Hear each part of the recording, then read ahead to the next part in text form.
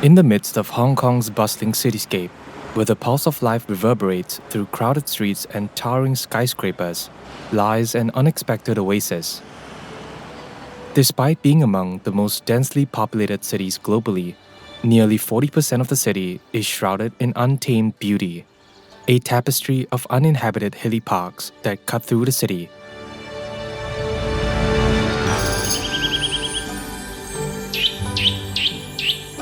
These pockets of wilderness, crisscrossed with a labyrinth of hiking trails, offer residents a break of nature whenever they feel overwhelmed by the city's bustling rhythm. But it's not just the breathtaking scenery that captivates them. It's the proximity, the knowledge that within a stone's throw from their homes lies a haven, an escape into the embrace of nature's tranquility.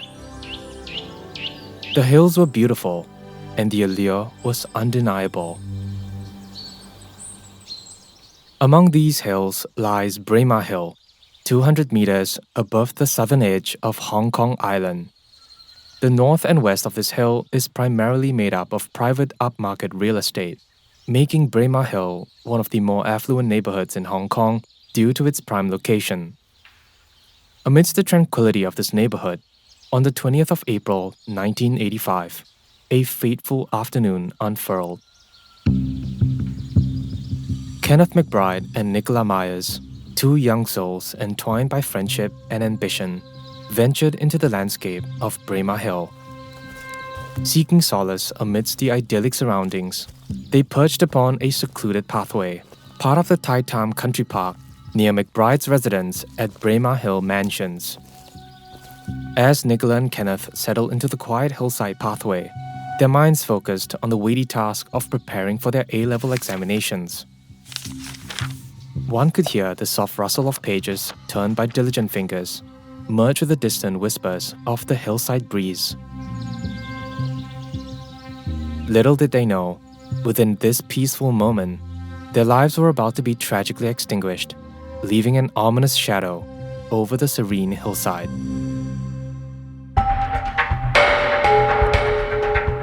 Typically, violence in Hong Kong was confined within the realms of the triads, and any past instances of murder remained localized, distant from the expatriate community. However, that fateful day, both Kenneth McBride and Nicola Myers were the unfortunate victims of one of Hong Kong's most horrific and unprecedented crimes.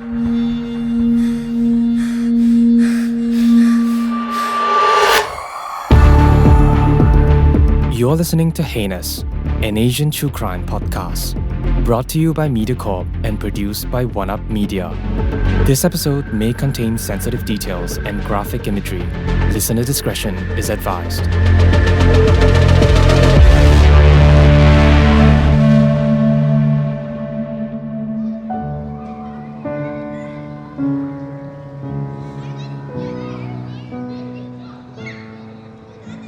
"17-year-old Kenneth McBride and 18-year-old Nicola Myers had shared a romantic bond. They were both enrolled at the Island School in Hong Kong, where their presence was widely recognized. McBride's influence extended as the president of the Students' Union, leading the school's rowing team and contributing actively to the debate team. Revered by his peers and respected by his former teacher Chris Forsey, McBride was hailed for his intelligence and well cherished within the school community. Myers was an intellectually gifted student. She exhibited a keen interest in languages and wanted to pursue a career as an interpreter. Described as astute and dedicated by those who knew her, she shared a close bond with McBride. But on April 20th, 1985, the couple were the unfortunate victims of one of the most notorious homicides in Hong Kong's history.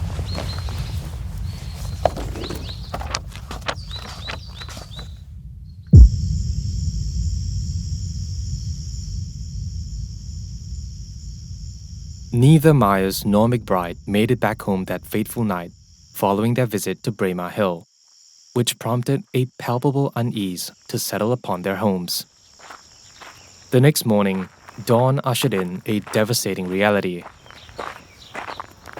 While wandering through Braemar Hill, a nearby hiker caught sight of a woman lying amid the tall grass in the distance. At first, the scene appeared innocuous, resembling someone basking in the sun. Perhaps out of curiosity, the hiker approached, expecting to find a sunbather, only to be met with a chilling reality upon closer inspection. The woman in the distance wasn't sunbathing. She was dead. Beside her was a dead man, presumably someone she knew. Both bodies were lifeless and horribly disfigured, a sight that sent a shiver of horror through the hiker's soul. Deeply shaken and overwhelmed by the sight, he urgently called for assistance. Shortly after, emergency responders arrived at the scene, but nothing could be done. Kenneth McBride and Nicola Myers had been dead for hours.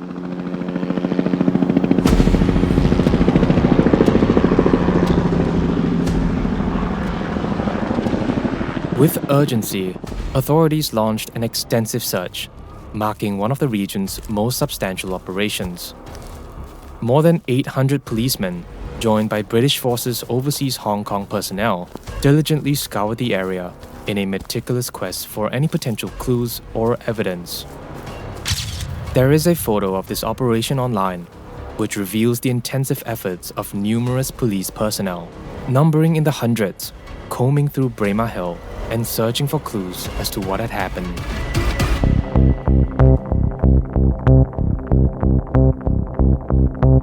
First, they focused on the bodies, but the extent of the violence inflicted upon McBride and Myers was deeply disturbing and challenging to grasp. Kenneth McBride was discovered to be tied up and gagged. His body showed over 100 injuries, and closer examination revealed several skull fractures, broken ribs, and numerous cuts and bruises all over. Authorities noted that his injuries hinted at a sustained and severe beating, possibly caused by a blunt object or weapon. Meanwhile, Nicola Myers was found to be in a more severe state.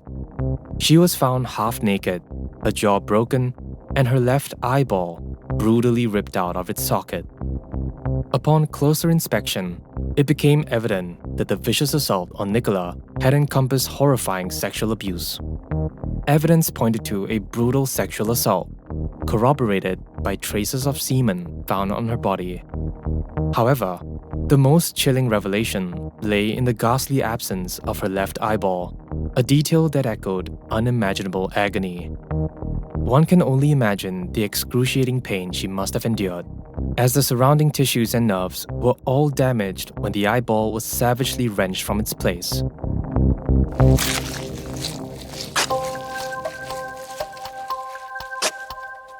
During the initial investigation, the police stumbled upon a pair of discarded wooden sticks on the side of the hill. These sticks emerged as the likely instruments behind the grievous wounds found on both individuals. Subsequently, torn exercise books were found scattered across the hillside, presumably belonging to Nicola and Kenneth. Later forensic analysis unveiled partial fingerprints on both the wooden sticks and the torn books, which could have helped expedite the police's pursuit of the perpetrators. However, forensic science in the 1980s wasn't as advanced as it is today, and as a result, the evidence from the crime scene and the victims was not enough to identify the perpetrator conclusively. With a limited biometric database at their disposal, the Hong Kong police were left with no other choice but to rely on their expertise and training to hunt down those responsible for this heinous act.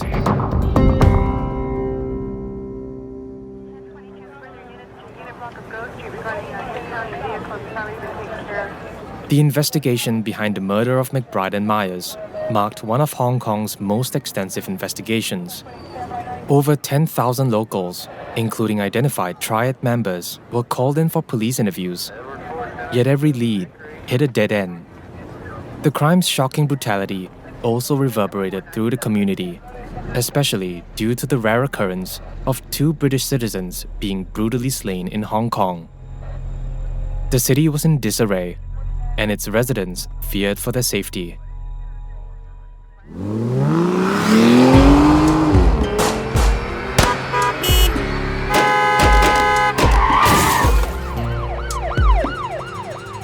Hong Kong in the 1980s is vastly different than it is today. Triads and gangsters were a big part of the city scene, and these criminal groups had a secretive yet powerful presence, much like how they are portrayed in many Chinese movies at the time. In 1980s Hong Kong cinema, gangsters were portrayed as mysterious and formidable figures. They were ruthless and capable of unleashing swift and brutal retaliation upon those who dared to oppose or betray them. At the time, the prevailing fear of the triads was rooted in their reputation for committing heinous crimes like murders, arsons, and robberies. Yet the citizens of Hong Kong grew wary of their dominance. The triads were fracturing the essence of their cherished city, and it wasn't long before this fear reached its peak, following the shocking murders that rattled the city. Several months after the heinous murders, the Royal Hong Kong Police received an anonymous donation of 500,000 Hong Kong dollars from a prominent local businessman. This substantial contribution was intended as a reward for anyone who could provide information that could help in solving the case. When adjusted for inflation, this amount equates to over 110,000 US dollars, a substantial sum that would have surely served as a powerful incentive. Amidst the looming shadows of the unsolved murders, whispers circulated among law enforcement about potential connections to Hong Kong's notorious underworld. As investigators tirelessly combed through leads and clues for a long 6 months, a breakthrough seemed elusive until a pivotal moment emerged. An anonymous source had stepped forward, detailing an incident where he had overheard a young gangster boasting to his gang about his role in the death of a Western couple. To further prove his claim, the young gang member was even seen donning Kenneth McBride's stolen Nike shoes. Later identification revealed the young man as Shun-Yee, a 24-year-old individual known to have affiliations with the triads. According to sources, Pang worked as a casual laborer and held a minor position within one of Hong Kong's most notorious gangs.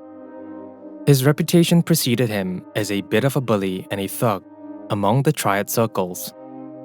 With the revelation of Pang's identity, law enforcement inched closer to resolving the case's puzzle. Yet they understood that Pang couldn't have acted alone, considering the nature of the victim's injuries, which indicated the potential involvement of multiple perpetrators. This realization propelled the investigation forward, and now the hunt was on for the others. What the police didn't know was that a total of 5 individuals were involved in this heinous murder. In the intricate web of this case, the police would soon find out that the journey towards justice would be riddled with obstacles. The prosecution faced a daunting challenge in presenting a compelling narrative to the jury, one that could unequivocally substantiate the culpability of the 5 boys involved. While circumstantial evidence, such as the wooden sticks used in the assault and strangulation, hinted at their involvement, the critical flaw lay in the lack of concrete forensic evidence. This was a loophole that could potentially grant the boys a reprieve from severe consequences. The intricacies of forensic evidence became the linchpin of this case. Without irrefutable proof that tied the fingerprints and other forensic traces to the accused, the boys could stand a chance at walking away with light sentences, or, worst case scenario, acquitted. The police needed a decisive piece of evidence, one so damning that it would leave no doubt about the boys' culpability. And that revelation arrived in an unexpected form. Kenneth McBride's Nike shoes. That's coming up in the next episode.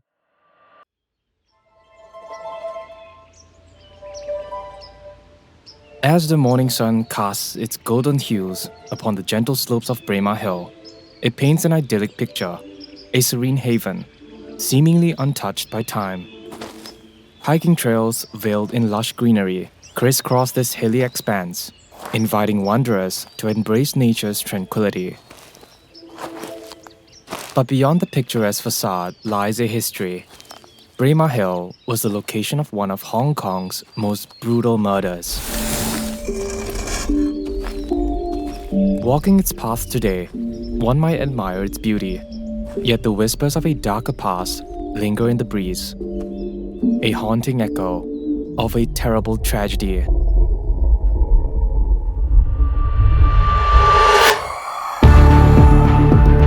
You're listening to Heinous, an Asian true crime podcast, brought to you by MediaCorp and produced by One Up Media. This episode may contain sensitive details and graphic imagery. Listener discretion is advised.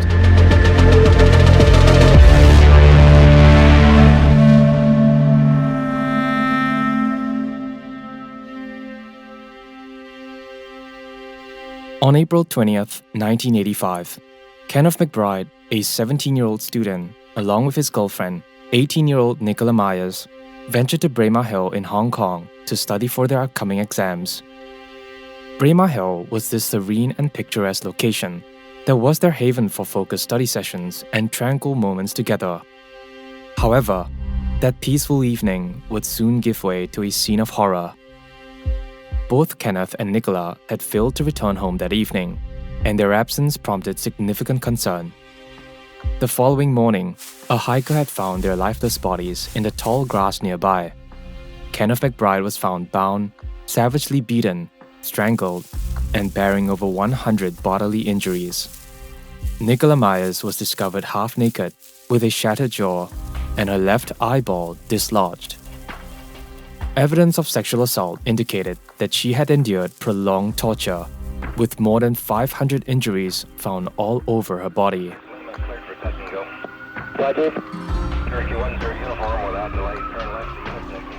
The brutality of the crime sent shockwaves through Hong Kong. The city had never before witnessed such a senseless murder, especially involving Western victims, which was unprecedented in the region's history. This unique scenario spurred the Hong Kong police force into action, initiating one of its most exhaustive and painstaking investigations to date. Over 800 officers from the local police force were mobilized, along with additional personnel from the British forces overseas Hong Kong, to comb through the crime scene meticulously. But despite a thorough search, the investigators recovered only a few wooden sticks, presumably used in the assault on the victims, and some scattered torn exercise books at the crime scene. Forensic examinations did uncover traces of semen on Nicola's body, alongside partial fingerprints retrieved from the torn books and the sticks. However, due to the constraints of technology at the time, the evidence collected could not help the police much in identifying the perpetrator behind this tragic incident. Amid the weight of two heinous murders with no culprits apprehended, the police grappled with intensifying public scrutiny, sensing an urgency to bring closure to the case.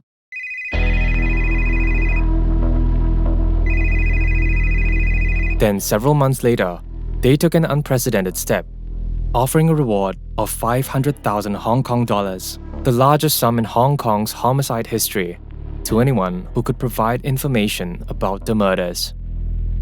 Mostly contributed by an anonymous Hong Kong tycoon, this substantial offering aimed to serve as an enticing incentive. Yet, the public couldn't help but perceive a tinge of favoritism. The Chinese press at the time accused the police of racism, criticizing the excessive allocation of resources and manpower to the investigation. They questioned the necessity of such extensive efforts, which sparked controversy and public debate. Some individuals expressed their reservations, questioning whether the government would have committed such extensive efforts if the victims had instead been Chinese teenagers from a public housing estate in Kowloon, and not the children of British expats.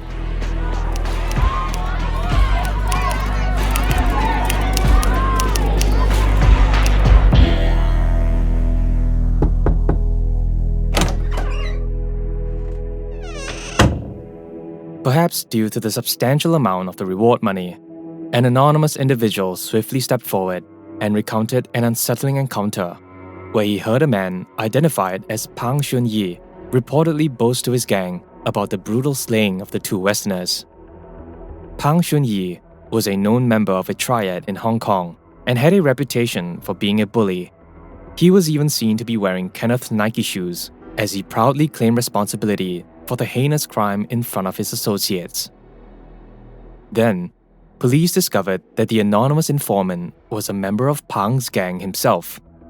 He had overheard a conversation between Pang and their gang leader, during which Pang sought advice on what steps to take following the murders of the two Westerners.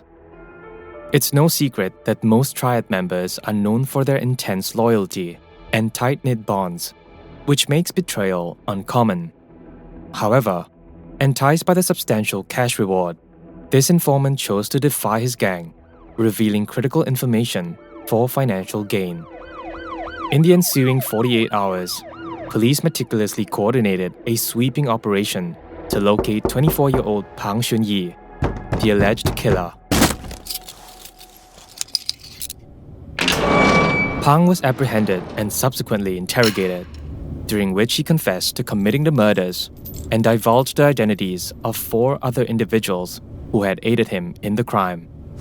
By 11:30 p.m. the following night, all 5 suspects were arrested and taken into police custody.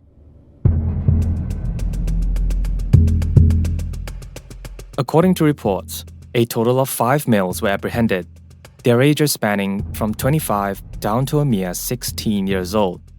At this juncture, detectives were certain that they had the right people and had stopped searching for any more suspects. However, the 5 individuals wouldn't talk. Given the absence of substantial forensic or concrete evidence tying them directly to the crime, investigators knew that presenting a solid case in court would prove to be an arduous task.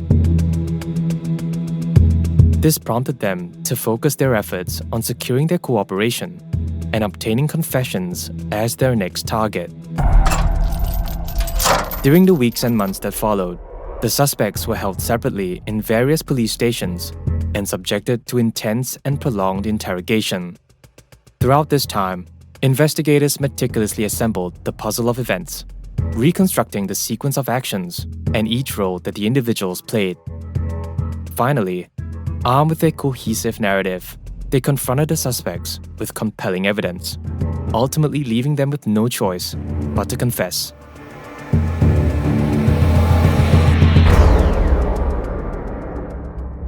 $500,000 Hong Kong was the key that unlocked the tight-lipped code of silence within the triads in the Braemar Hill murder investigation.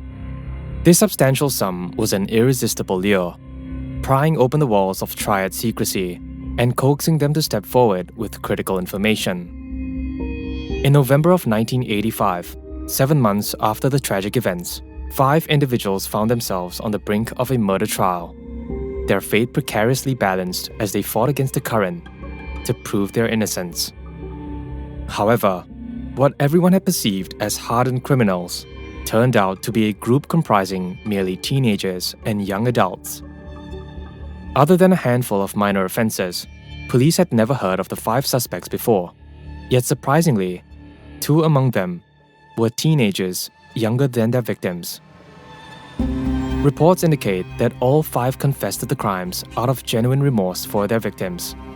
After all, this entire experience was entirely new to them, which must have left them scared and desperate to do anything to spare their lives.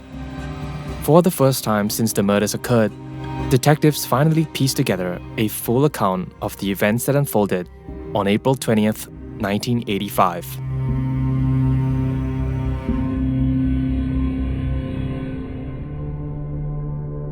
On the day of the incident, 16-year-old Won Sam Lung disclosed that he and 2 others spent the day drinking and dining. Later, the group of 5 convened for a discussion.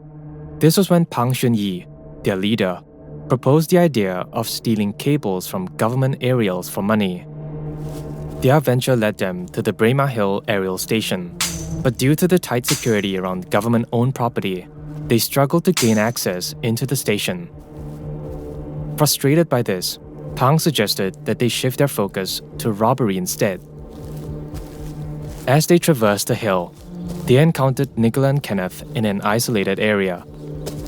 Assuming that Westerners would have money, the gang split up, positioning themselves on both sides to stage an ambush. When they approached the couple, they found that they only had $1 between them. Despite their plea to leave them alone, Shun-Yee disregarded their words, intensifying the situation as they resisted. Kenneth and Nicola would continue to beg the gang to leave them alone, and this was when Pang's frustration ignited, plunging the encounter into a chaotic spiral.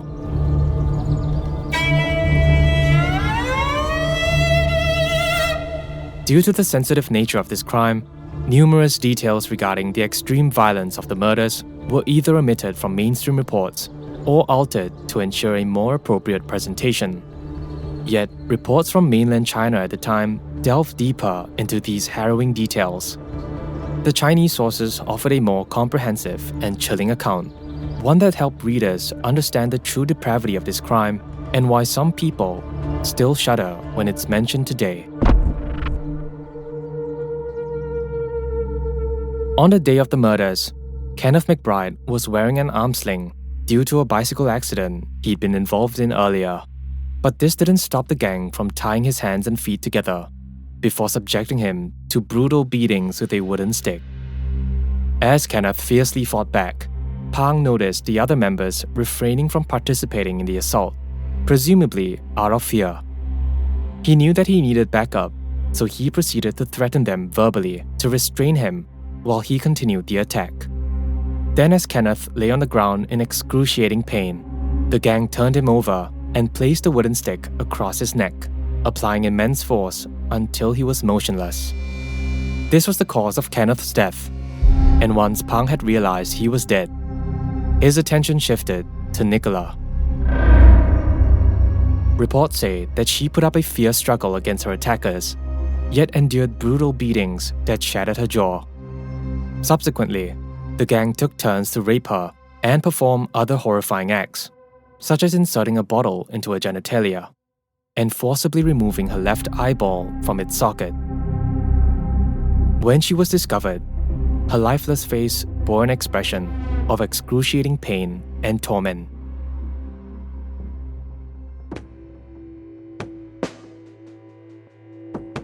As part of the investigation, all 5 suspects willingly participated in a reenactment of the crime at the actual scene, a process that was for the first time recorded on video and presented as evidence in court.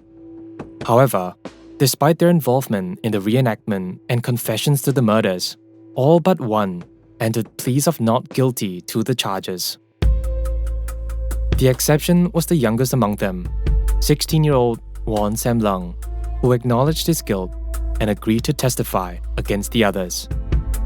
Due to his age, he was ordered to be detained at Her Majesty's pleasure, which means an indefinite period of incarceration.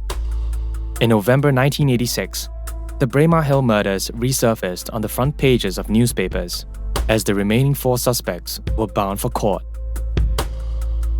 The prosecution presented over 150 pieces of evidence, ranging from photographs, audio recordings, and video recordings, to the murder weapon and piles of clothing recovered from the crime scene. Next, they unveiled their most compelling source of evidence, 16-year-old Won Sam-lung. As Won spoke to the packed crowd, he testified against the others, revealing the specific roles of each member in the incident. It was perhaps Won's testimonies that sealed the fate of the 5 accused. Following an intense 57-day trial, both the jury and the judge delivered unanimous guilty verdicts. Shun-Yee, along with 2 others, Chiu Wai-man, aged 25, and Tam Si-foon, aged 20, were sentenced to death. However, since Hong Kong courts had not executed anyone for a long period of time, their sentences were automatically commuted to life in prison. As for the 2 minors, 17-year-old Chang Yao-hang and 16-year-old Won Sam-lung, they were sentenced to indefinite detention at Her Majesty's pleasure.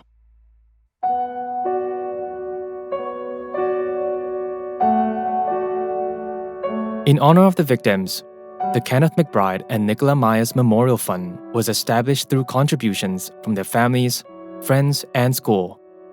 The fund aimed to support underprivileged students across Hong Kong, providing them with educational opportunities and assistance. Although the families of the victims have relocated to the UK, the fund's legacy endures, aiding up to 100 underprivileged students every single year. As for the 5 convicted killers, Shun-Yee, the mastermind behind the crime, and his accomplice Chu are currently serving their sentences in prison. Tam Zi-Foon, however, passed away due to cancer in 2009.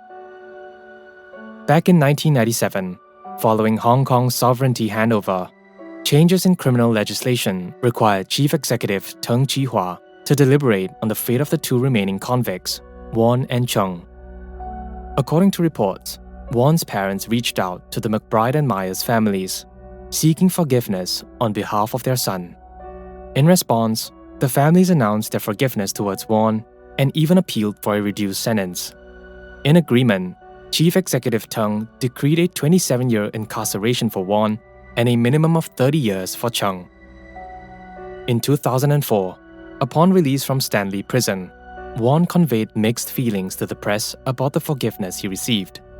He vowed to rejoin society and even managed to secure clerical work in a law firm through the government's Criminal Rehabilitation Service.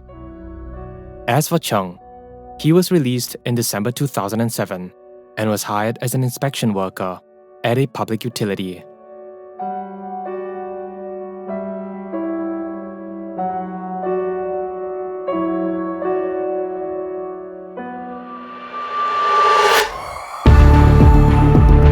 Heinous, an Asian true crime podcast, is brought to you by MediaCorp and OneUp Media. This episode was produced and written by Guangjin, edited by Alex, narrated by Jason, audio experience by Ethan Sam, additional engineering by Ashley from OneUp Media. Special thanks to executive producer Danny Cordy from MediaCorp. Thank you for listening. We'll see you in the next one.